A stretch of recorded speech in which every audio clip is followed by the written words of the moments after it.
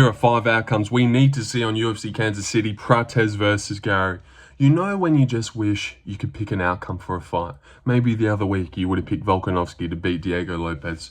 Or maybe you would have got weird. You know, Jim Miller, the old veteran, to beat a prospect in Chase Super and submit him or something crazy like that.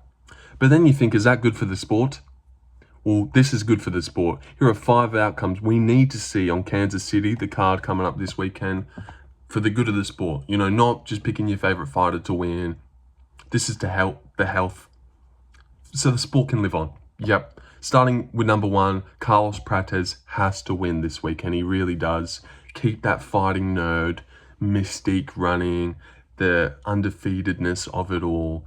That, oh my God, are they going to be champs? If Prates gets exposed by Ian Garry, then you start thinking about, oh, what happens to Bahalio against Chimaev?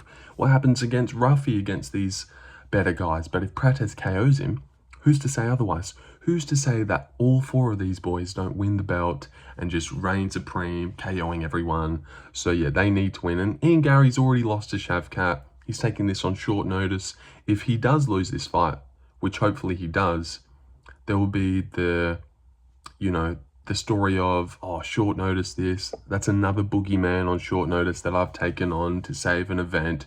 You're welcome. I don't think he'll probably cop any flack if he was to lose against Carlos Prates, who everyone's hyped about, think is next up, fighting nerds, this and that. Carlos Prates needs to win this weekend so the fighting nerds can stay, being super promotable, undefeated story. They can't lose. They're taking over. He has to win. He has to win. And Ian Garry, he will cover. He will fight a Joaquin Buckley after this. Bounce back against a Gilbert Burns. KO him. Colby Covington. He could fight 2 times after this and bang, get a title shot. But Prates, this is his run. This is his chance. Once that aura is shattered and that glass is gone, it's over. And it'd be hard to get, pent up again about the fighting nerves and their takeover if Prates just gets exposed this weekend. So, yep. Carlos Prates needs to win this weekend at UFC Kansas City. Come on. Number 2, Glorious Zhang. Zhang MingYang. He has to win. He has to win because if Anthony Smith wins, oh my God. No, but Zhang has to win just so we can keep a prospect going. 26. If Smith wins, we get nothing out of it. It would just be a big prospect that he's derailed. There's not a lot of people that need to win on this card. So, I can't get too crazy with my picks. Zhang's definitely one of them though. 26 prospect. Memes about him. Everyone loves him. Zhang. Big China man. We need a big guy from China.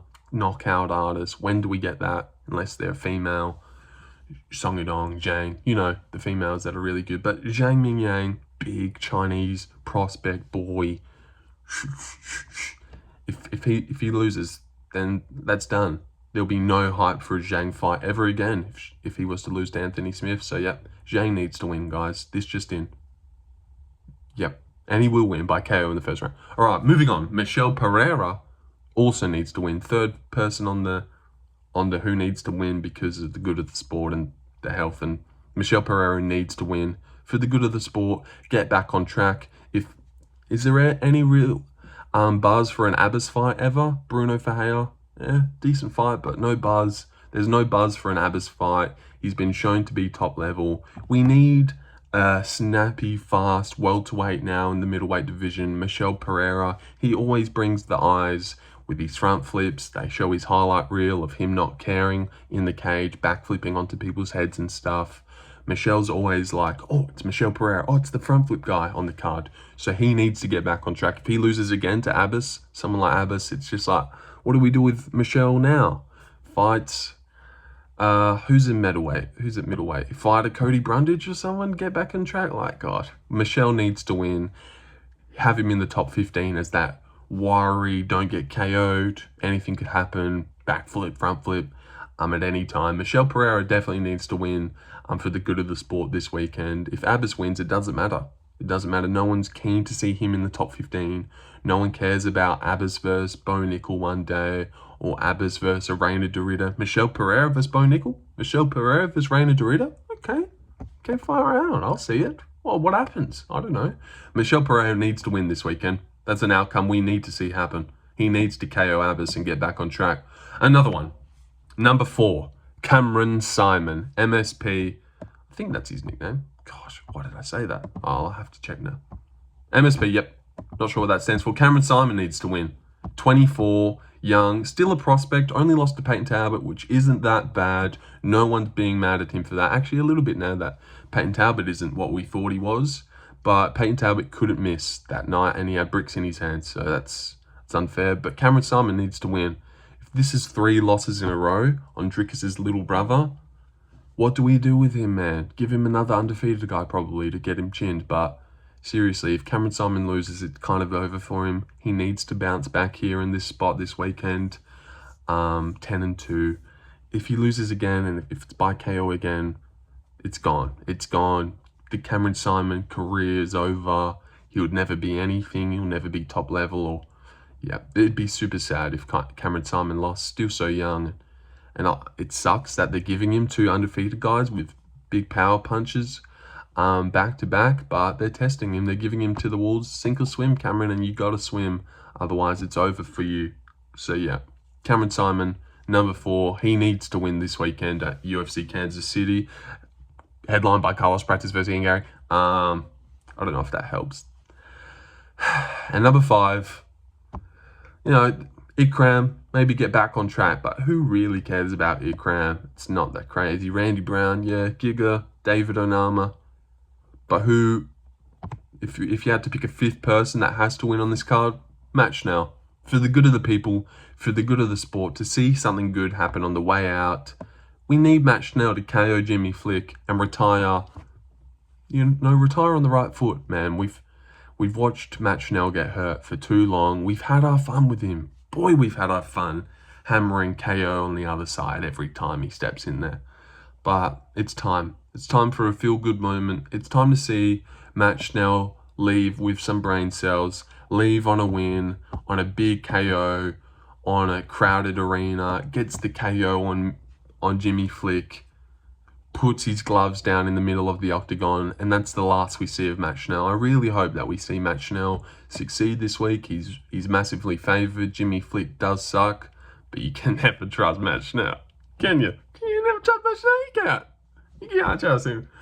So yeah, I'm excited for that one. And yep, that's the end of the video. 5 outcomes we need to see happen this weekend on Kansas City for the health and the good of the sport, for the UFC to prosper. Matt Schnell needs to retire on a great victory. Cameron Saiiman needs to go back on track and, be Dricus' little sidekick again that actually can win.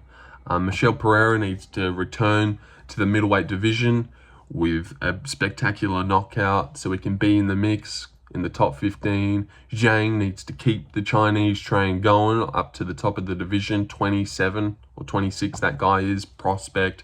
And Carlos Prates needs to keep the aura, the mystique of the fighting nerds intact so we can still have those, oh, what happens here, what happens here? I feel like the glass will be shattered. It will all come down on top of us if Ian Garry was to expose him. It'd be terrible. It'd be really, really terrible. 8 minutes 30. How long should I go for? Maybe 10 minutes. Maybe I'll go for 10 minutes. So we got 1 minute 30 to talk about. I'll just maybe discuss the card for a little bit. I will go Giga over Onama. I'm worried Onama can get that done with the hands, but I'm just going to trust Giga. And I feel like it's about time that Giga gets back into the win column. I mean, when's it? Oh, Alex Caceres. The fight before last. So never mind, actually. But like truly back into it.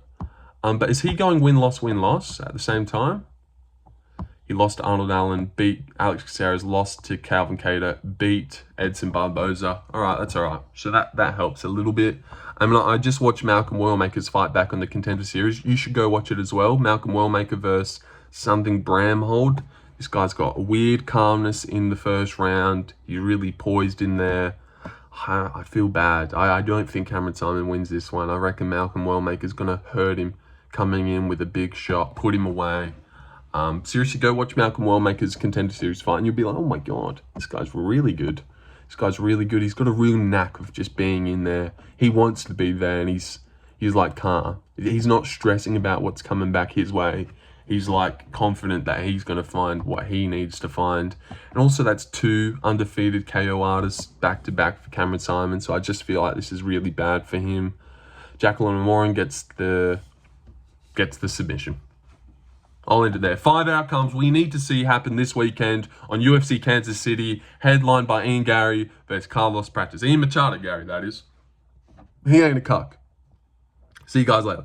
See you guys. Press pause.